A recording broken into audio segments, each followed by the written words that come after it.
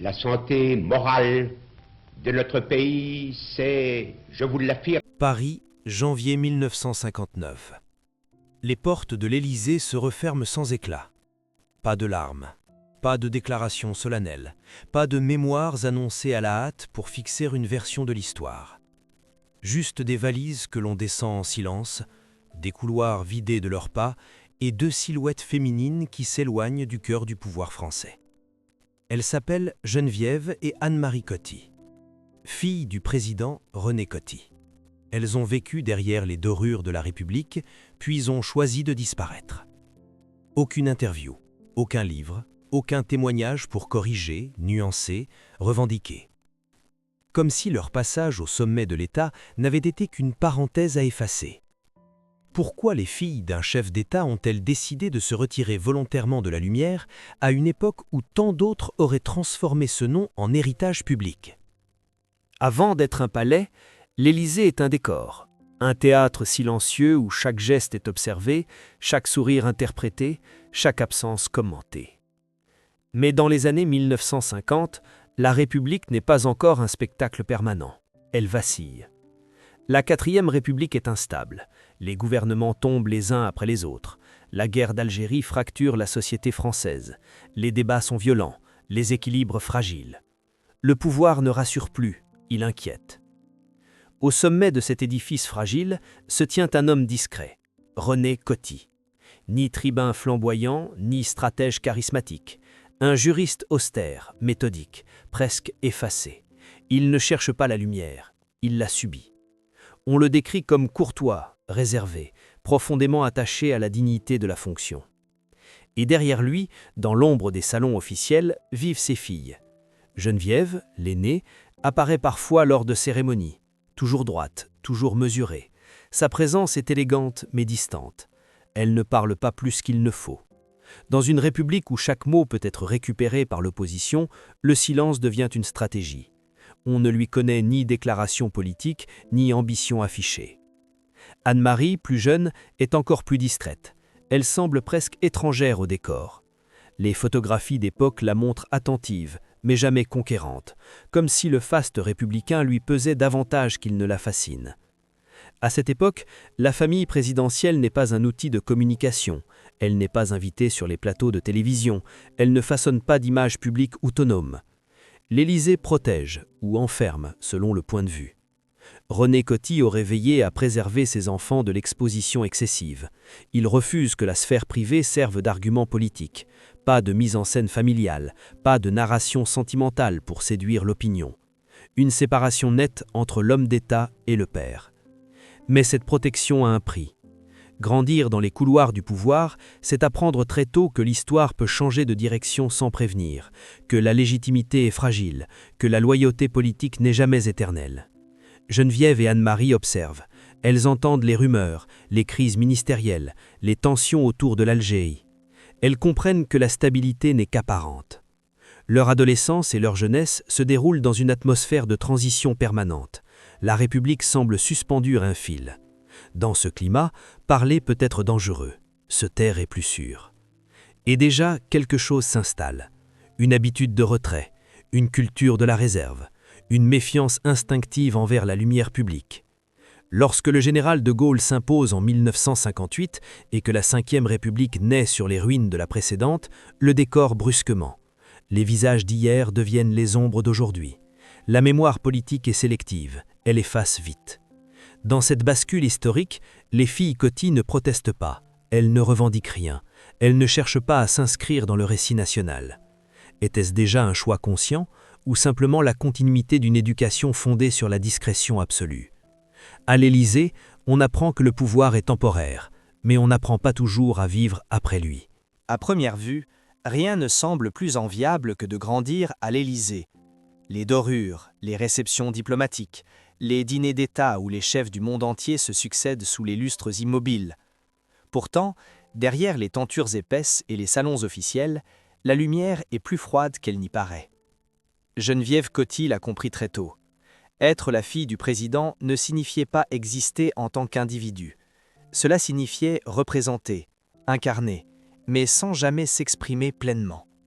Sa présence lors des cérémonies officielles était précise, contrôlée, presque chorégraphiée.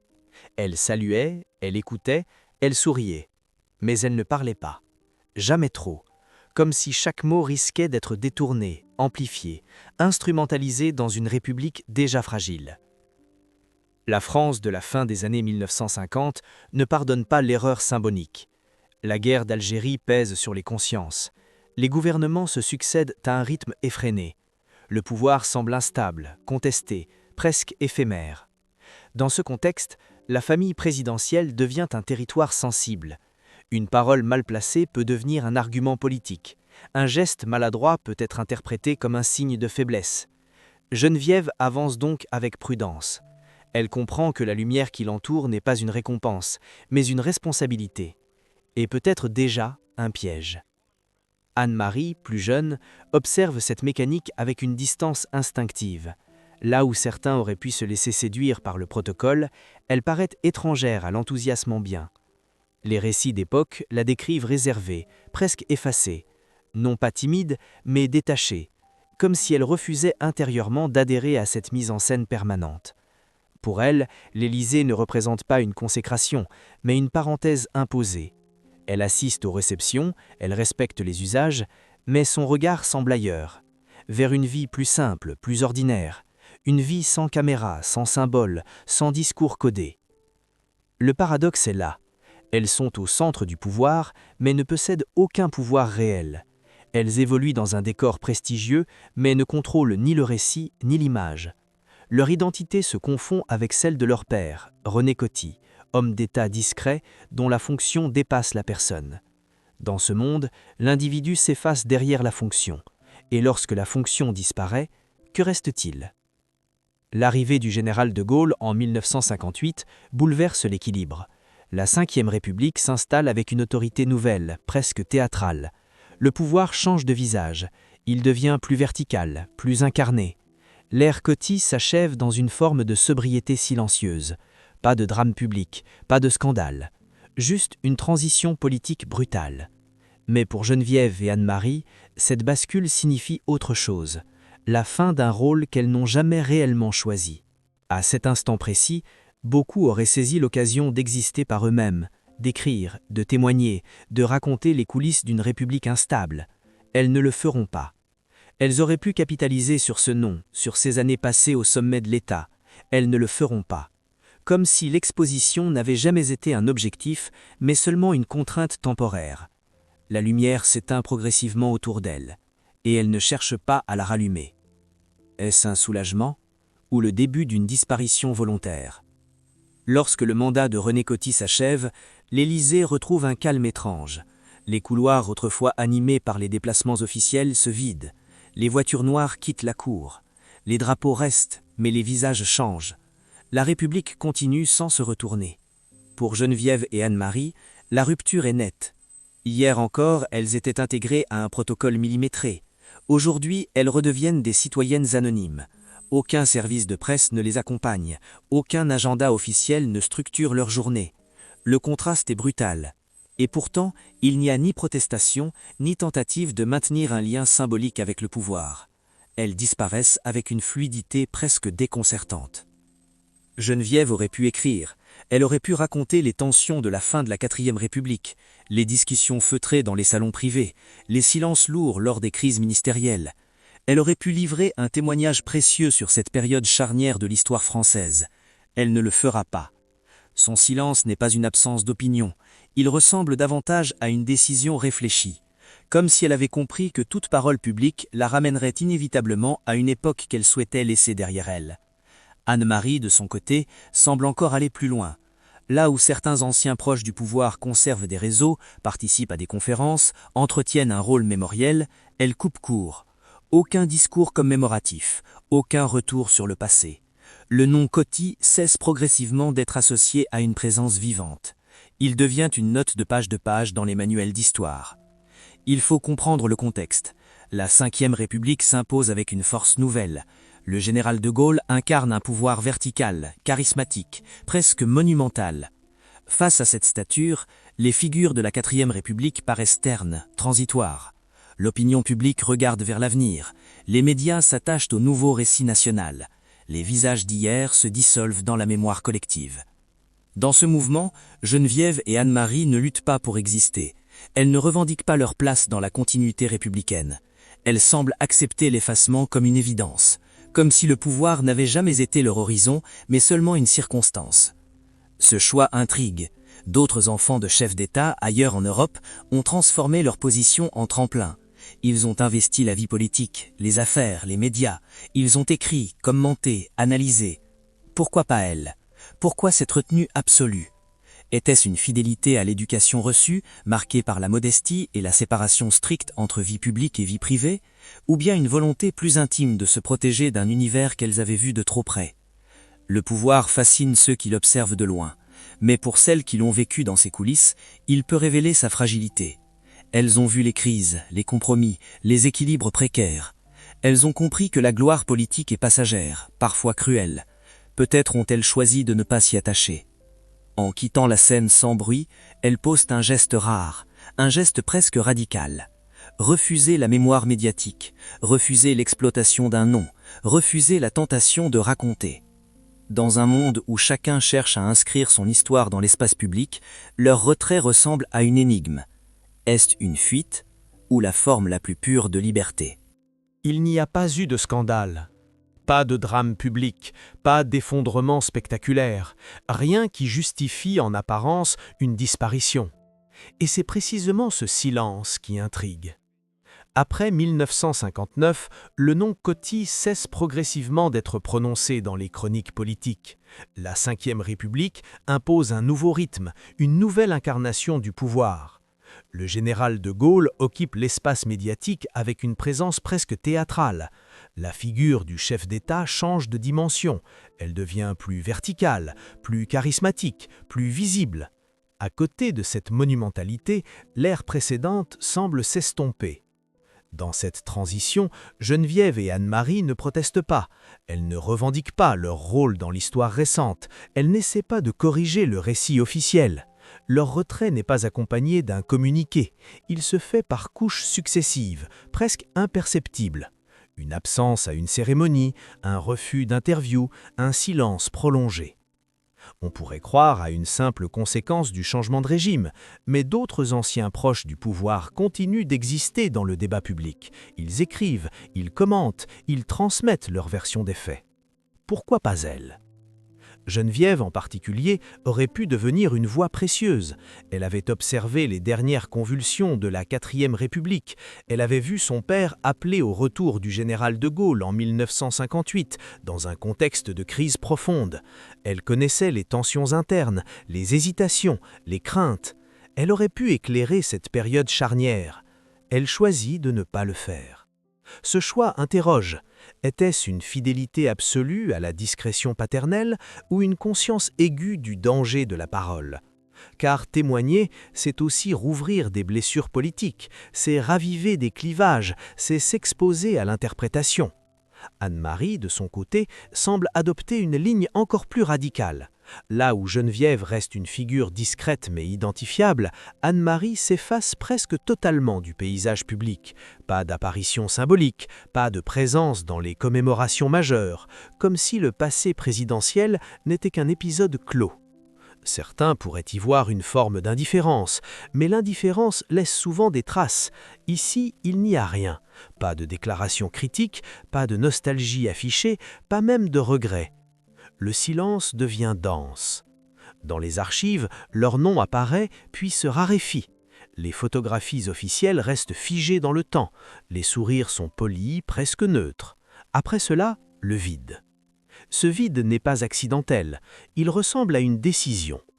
Dans une France qui entre progressivement dans l'ère médiatique moderne, où la télévision commence à façonner les figures publiques, elles auraient pu exister autrement. Elles auraient pu transformer leur position en capital symbolique. Elles ne l'ont pas fait. Pourquoi choisir l'ombre quand la lumière est à portée de main? Est-ce la conséquence d'une éducation rigoureuse, fondée sur la retenue et la séparation stricte entre sphère privée et fonction publique? Ou bien ont-elles perçu, depuis l'intérieur, la fragilité du pouvoir au point de refuser d'en conserver la moindre parcelle? La disparition n'est pas toujours une fuite, parfois elle est une stratégie. Plus les années passent, plus leur silence devient significatif. Il ne s'agit plus seulement d'une discrétion héritée, il s'agit d'un refus persistant d'entrer dans la mémoire médiatique. La France des années 1960 change, la télévision s'installe dans les foyers, la parole publique se transforme en spectacle, les figures politiques deviennent des personnages, les familles présidentielles commencent peu à peu à être observées autrement. Geneviève et Anne-Marie auraient pu réapparaître à ce moment-là, donner leur version d'une république instable, nuancer l'image parfois effacée de leur père, René Coty. Elles auraient pu défendre son héritage, rappeler son rôle dans la transition vers le retour du général de Gaulle, mais elles ne s'engagent en aucun récit public. Ce silence prend une dimension presque philosophique. Témoigner, c'est figer un souvenir, c'est transformer un objet intime en objet collectif. Peut-être ont-elles refusé cette transformation. Peut-être ont-elles estimé que le pouvoir appartenait à l'histoire, pas à leur identité. On pourrait imaginer qu'il y ait eu derrière les portes closes des débats familiaux, des questionnements sur l'opportunité de raconter, des sollicitations discrètes de journalistes ou d'historiens. Rien n'indique qu'elles aient cherché à répondre, rien non plus n'indique qu'elles aient voulu corriger le récit dominant. Le plus frappant reste l'absence de nostalgie publique. Elles ne cultivent pas l'image d'un âge d'or perdu. Elles ne participent pas à la construction d'une légende familiale. Elles laissent le nom Coty se dissoudre dans la chronologie institutionnelle. Dans une société où l'on commence à valoriser la mémoire personnelle, ce retrait est atypique. Il peut être interprété comme une forme de protection. Protection de leur intimité, protection de la figure paternelle, protection d'un passé qui, s'il était exposé, deviendrait matière à débat. Car la 4e République reste une période controversée, instable, fragmentée, parfois critiquée pour son inefficacité. S'exprimer, c'était aussi s'exposer à la critique rétroactive. Peut-être ont-elles choisi d'éviter ce risque, peut-être ont-elles compris que le silence permettait de préserver une certaine dignité. Il existe une autre hypothèse, plus intime. Vivre au cœur du pouvoir, même indirectement, peut générer une fatigue invisible. La tension permanente, la conscience d'être observé, l'obligation de représenter sans exister pleinement, tout cela laisse des traces. La disparition publique pourrait être une manière de se reconstruire loin des symboles. Le paradoxe est saisissant, leur absence nourrit davantage de questions que leur présence ne leur est fait. Plus elles se taisent, plus le mystère s'épaissit. Était-ce un choix réfléchi, presque politique, ou simplement une aspiration à une vie ordinaire affranchie du poids d'un nom associé à l'État ? Dans cette énigme, nulle révélation spectaculaire, pas de scandale enfoui, pas de secret explosif, juste une continuité silencieuse de ne pas entrer dans le récit collectif. Et parfois, l'absence de récit est le récit le plus dérangeant. Plus le temps avance, plus leur silence devient une position. Il ne s'agit plus seulement d'une discrétion héritée, il s'agit d'une constance, d'une fidélité à une ligne invisible, ne pas transformer le passé en capital symbolique. Dans les décennies qui suivent, la France entre pleinement dans l'ère de la médiatisation politique. Les familles présidentielles prennent une place nouvelle dans l'imaginaire collectif. Les conjoints, les enfants, les proches deviennent des figures observées, analysées, parfois admirées, parfois critiquées. La sphère privée glisse lentement vers l'espace public. Dans ce paysage transformé, Geneviève et Anne-Marie restent en retrait. Elles ne participent pas aux émissions rétrospectives, elles ne livrent pas de souvenirs lors des anniversaires institutionnels, elles ne revendiquent pas de rôle d'héritière morale. Leur silence traverse les décennies sans s'altérer. Ce choix tranche avec une époque qui valorise la mémoire individuelle. Les témoignages se multiplient, mais ici rien. Pas de confession tardive, pas de vérité enfin révélée, juste une continuité silencieuse. On pourrait y voir une forme d'élégance, refuser d'utiliser un nom associé à la fonction suprême pour exister socialement, refuser d'entretenir une notoriété héritée, ne pas céder à la tentation de la légende. Mais ce retrait peut être interprété autrement. Peut-être ont-elles perçu, depuis l'intérieur, les limites du pouvoir. Elles ont vu la fragilité des institutions de la 4e République. Elles ont vu leur père porter le poids d'une période instable. Elles ont assisté à la transition vers une nouvelle ère politique dominée par une figure plus imposante, plus incarnée. Peut-être ont-elles compris que la gloire politique est transitoire, parfois ingrate. Le pouvoir ne laisse pas seulement des honneurs, il laisse aussi des tensions, des souvenirs complexes, des compromis invisibles. En choisissant de ne pas raconter, elles ont peut-être choisi de ne pas simplifier une réalité nuancée. Car témoigner, c'est figer un souvenir, c'est transformer un objet intime en objet collectif. Leur silence devient alors un acte de maîtrise. Elles gardent le contrôle de leur récit en ne refusant de le livrer. Elles empêchent toute instrumentalisation de leurs paroles. Elles restent les seules détentrices d'une mémoire qui ne sera jamais totalement exposée. Il n'y a pas d'indice d'amertume, pas de trace d'un conflit public avec l'héritage paternel, simplement une distance, une frontière claire entre ce qui relève de l'histoire et ce qui relève de la vie personnelle. Dans une société où l'on associe souvent visibilité et importance, ce choix interroge profondément. Peut-on exister pleinement sans s'exposer? Peut-on honorer un passé politique sans le transformer en spectacle? Le mystère demeure, non pas parce qu'un secret serait caché, mais parce que le silence est resté intact. Et si leur absence n'était pas une perte pour la mémoire collective, mais une affirmation radicale d'indépendance? Il n'y a pas eu de chute spectaculaire, aucun scandale, aucune accusation, aucune disgrâce publique. Et pourtant, quelque chose s'est effondré. Lorsque René Coty quitte l'Élysée en 1959, ce n'est pas seulement un mandat qui s'achève, c'est un monde qui se referme. Les salons officiels, autrefois traversés par les ambassadeurs et les ministres, deviennent de simples souvenirs. Les voitures officielles disparaissent, les conversations stratégiques s'éteignent, la République tourne la page. Pour Geneviève et Anne-Marie, cette transition n'a rien d'anodin. Pendant des années, leur quotidien a été structuré par la fonction paternelle. Même si elles n'exerçaient aucun pouvoir direct, elles évoluaient dans un univers où chaque détail avait une portée symbolique. La posture, le regard, le silence même participaient à une représentation collective. Puis, brusquement, cette représentation cesse. La sortie de scène est sobre, presque austère. Pas de grande cérémonie d'adieu familial, pas d'hommage spectaculaire centré sur les proches. Le pouvoir se transmet, la vie reprend ailleurs. Mais ailleurs n'a pas la même intensité. Revenir à l'anonymat après avoir vécu au centre de l'État est une expérience déroutante. On passe d'un espace où tout est codifié à un monde où plus rien ne l'est. D'un environnement saturé d'attention à une existence sans regard extérieur. Ce contraste peut être vécu comme une libération. Il peut aussi ressembler à un vertige. Les archives ne parlent pas de tourments personnels. Elles ne mentionnent ni crise, ni rupture dramatique. Mais l'absence d'archives est en elle-même révélatrice. Elle indique une volonté claire, ne pas prolonger la scène politique dans la sphère intime. Certaines familles de dirigeants entretiennent activement la mémoire du mandat. Elles créent des fondations, publient des ouvrages, participent aux commémorations officielles. Ici, rien de tel. Pas de construction d'un héritage public organisé par les filles, pas de mise en récit personnel du pouvoir vécu. Ce retrait n'est pas seulement discret, il est total. La Ve République s'affirme. Le nouveau chef de l'État incarne une vision différente, plus spectaculaire, plus affirmée. Le contraste est saisissant.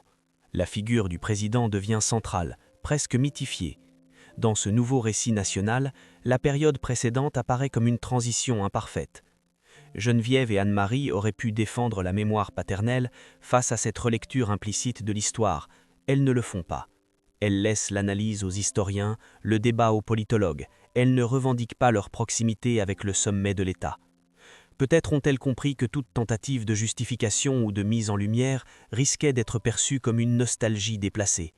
Peut-être ont-elles estimé que le pouvoir n'était qu'une fonction transitoire, non une essence, que l'honneur d'un mandat se suffisait à lui-même, sans nécessité de défense ultérieure. Peut-être ont-elles voulu protéger la figure paternelle d'interprétations partisanes tardives, ou peut-être ont-elles simplement désiré une vie ordinaire, affranchie du poids d'un héritage institutionnel. Le plus troublant est l'absence totale de contradiction. Aucun signe d'amertume publique, aucun témoignage révélant un regret ou un désenchantement. Rien qui permette d'interpréter leur retrait comme une réaction à une blessure précise. Leur disparition s'inscrit dans la continuité de leur présence passée, mesurée, contrôlée, silencieuse. Dans cette logique, l'effacement n'est pas une défaite, il est la conclusion cohérente d'une trajectoire commencée dans la discrétion. Elles avaient occupé l'espace sans jamais le dominer. Elles le quittent sans bruit, comme on ferme une porte sans la claquer.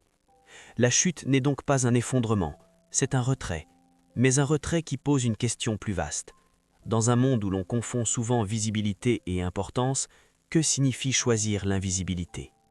Il n'y aura jamais de confession spectaculaire. Aucun entretien tardif révélant des secrets enfouis. Aucun manuscrit retrouvé dans un tiroir promettant de dévoiler les coulisses de l'Élysée. La vérité, ici, n'explose pas. Elle se dépose lentement. Le mystère des filles de René Coty ne repose pas sur un scandale caché. Il repose sur une décision constante. Ne pas entrer dans le récit. Dans une époque où la mémoire devient une marchandise, où les souvenirs se publient et se vendent, leur refus prend une dimension presque politique. Raconter, c'est exister publiquement.